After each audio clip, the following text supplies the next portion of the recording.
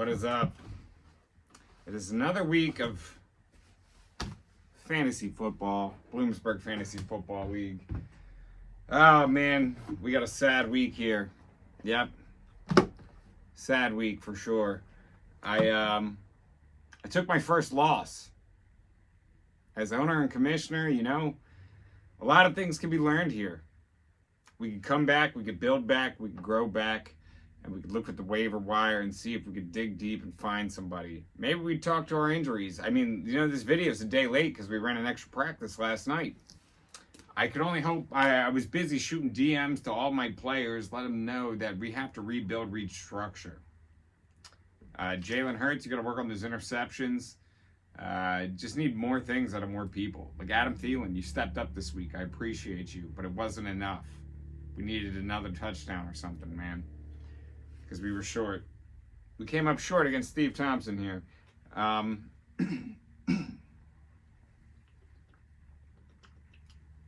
sorry, I'm a little choked up about this loss. That I'm choking on that loss right now. Anyway, you know, we got two teams that are 0-3 this week. Yeah, tough times for you guys for sure. It is panic mode. All men on deck, I guess you could say, because you guys are setting sail into the vast off season. Yeah, it's gonna be a long off season for you if you guys don't get some wins really soon. We got Chung and Mark there, and it's not gonna be an easy week for you, Chung, because I know you're facing me.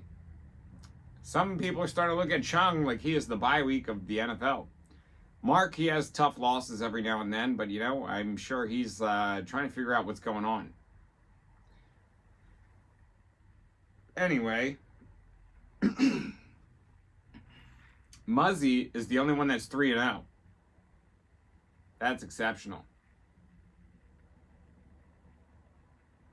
I'm getting a phone call from somebody, but I'm going to let it go to the voicemail.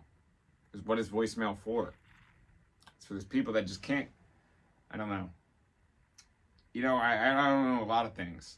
My team, it just needs to be better. That's all I know. There's 7 teams that are 2-1. I am one of them.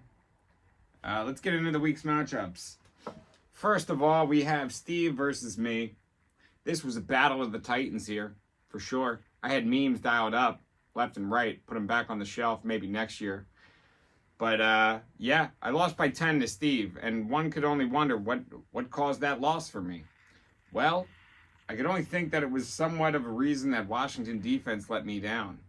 I could only think that, you know, Thielen and Dalton couldn't get it done, but it was actually the onslaught of Tyreek Hill and Patrick Mahomes. These guys put up 30 points each. Mahomes got sat early on. Taylor Swift was at the game. I mean, like, there was a lot of factors here that caused my domination to just get dominated. I mean, if I'd have known Taylor Swift was at the game, maybe I wouldn't have put 50 on it with Steve. I don't know. That's some information I would have liked to know. I mean, yeah, and then Tyreek Hill, they went over there and they embarrassed the Broncos. I mean, dude, this guy threw down 30 as a wideout in a standard league. That's pretty ridiculous, man. It's just crazy. And Steve only didn't even eclipse 100 here. He had 98 points. The rest of his team was mediocre. My whole team, as a performance, as a whole, they did pretty well, you know, for a standard week. Luckily, Steve got lucky and he had 2 guys explode. It was a very close matchup. 10-point deficit there. Our next matchup, however, was not that close. It was actually our blowout of the week. Muzzy on a domination tear right now. He's running through teams. Yeah, 140 to 66. That's a huge, that's actually our season high for scoring. It was previously held by Steve at 132. And it was also held by me at 126. But, yeah. I mean, Adam, you got to sit there and wonder to yourself, what could it be? I mean, there's nothing that you could wonder here that why you have lost. I mean, you just look at the other side. I mean, you got Tua dropping 36, and then you got 38 from Mostart. Muzzy got him in the 8th round. That's insanity. I don't know how we let Mostart fall that far. I mean, I don't know why the backfield in Miami was so unclear going into the season. I don't know why there were so many question marks. People were wondering. People were unsure. I mean, also, Adam, 1 week after you were talking a lot of smack about how much better your running backs were than mine, You had a running back put up 2 points this week, and he was Derrick Henry, and he was your first overall pick. That's bad. That's bad, man. I'd rather have my guys. I'd rather have my guy sit on injury than put up 2 points. But yeah, on to our next matchup. We got Alex versus Charlie here. Don't get me if I'm wrong here, this was Charlie's first win, and it wouldn't have been possible without Buffalo's defense. Holy hell. They put up 36 points. That's insanity. I mean, if you just look at this, this matchup on paper, Charlie won 96-82. Alex, you lost because Charlie's defense did something crazy, and that was to my Washington Commanders or Redskins or whatever you want to call them. It's just sadness to see that happen. Michael Irving pregame predicted Sam Howell to go out and throw 4 TDs. He went out and threw 4 interceptions instead. Great prediction by Michael Irving. Thank you for that. Not even Kamara could have helped you here. Is what I'm thinking. You got a bad matchup here, Alex, with Buffalo defense. That's not fun. In Buffalo's 2 previous weeks, they had barely eclipsed 10, so it's just crazy to see that turnaround from them.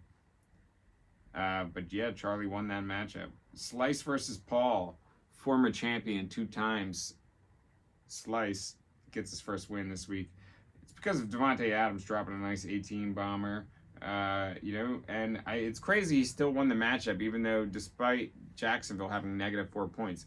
When you see somebody put negative points up on your fantasy team, you think to yourself, you're like, yo, why didn't I just sit this guy this week? It just kind of sucks. There was other options out there. On waivers, everybody's looking for that plug-and-play option. I couldn't find one, and neither could Slice, apparently. Paul, your kicker had 19 points. Yeah. But it's a shame because he's spreading no McPhear into anybody. Yeah, because I don't know how you didn't win this matchup with your kicker putting up that many points. It just means there's a lack of talent on the rest of your team. You got to learn how to rebuild, man. We got to get you back. You got to get back. Yeah, you took a loss the week previously. Now you're back-to-back losses. Maybe you turn around, you get a W next week. I don't know who you're playing, but we'll look for the recap. See if you can beat him. Nikki versus Curtin. Nikki, this was also your first win, I believe. Nikki's first win, and Curtin undefeated smashed. Curtin threw in the white flag on Thursday night. He knew he was taking an L when Debo dropped 19 in his face. I'd say Curtin's whole team just lacks talent. It was a strong QB battle between the two of you, Lamar versus, I think you had Herbert. Curtin, but rest of your team just lacks talent. You're gonna have to make some trades, maybe make something happen. I saw Chung made a trade this week that was key with Kyrie, and that'll lead us to our next matchup of Mark versus Kyrie. Now, Kyrie wouldn't even be in this league if it wasn't for the man that he versed this week, Mark.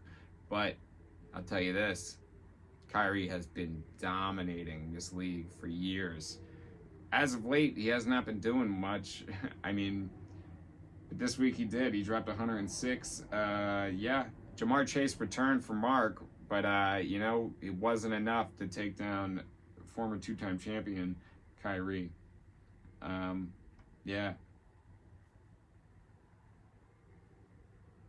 10 from a lot of your players, Kyrie. That was pretty good. That's impressive stuff. This is pretty impressive. That's what you want from your lineup. You want them to put up 10 consistently. Now, our next matchup is Tyler Rossini versus Daniel Chung. We call Daniel Chung the bye week right now because he's an easy matchup. I don't think this guy's eclipsed 70 points this entire season yet. Granted, we've only been 3 games in, but guess what? We're heading into week 4 and you're versing me. I'm coming back off a loss. I'm hungry. I'm ready to eat. I'm going to eat your team alive, Dan. Watch out. But anyway, a lot of questions here for Chung. Chung, you've been playing so bad. Why not take the Hail Mary and start like some no-name, like some guy named Devin Ackney? Oh my Lord. 47 points just sitting on Daniel Chung's bench. Yep.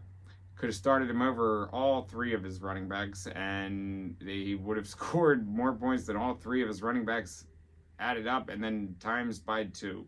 That was the most points I've ever seen a fantasy running back ever put up, is 47 points. That's insane. I mean, maybe I've seen more, but I don't remember it. Yeah, 126 to 67. I mean, it's crazy to think that even that 47 from Acme couldn't have done it for you. There was, I saw that you had Higgins in over Metcalf. That would have been, yikes, that would have been my swap there. I would have had Metcalf in. I'm a big Metcalf believer. You are not. But T-Row exploded. Justin Jefferson, Kenneth Walker, and Ford. Those three just got it done for him. And he's got a good kicker, too. He's strong. 12 points. Moody. Got him in another league. But, you know what? Every now and then, we all have to take a loss. This week, I decided to take one. But I'm going to learn from it. I'm going to build back, and we're going to be better. Hopefully, somebody could stop Muzzy. If not, he's on his way to winning another championship. I can't imagine what the conversation that Muzzy has with, like, his friends outside of the circle is. Like, he's like, yo, man, these guys let me in this fantasy league, and I just dominated every year. I win money. I don't lose money. It's like he has to go out of his way to be in this league now just because he makes money in it. It'd be like a bad investment for him to leave the league at this point. And, yeah. Is anybody going to be able to stop Muzzy? Is Ryan Rins going to get a win after that loss? I mean, a lot of things here. Is Chung and Mark going to get their first win?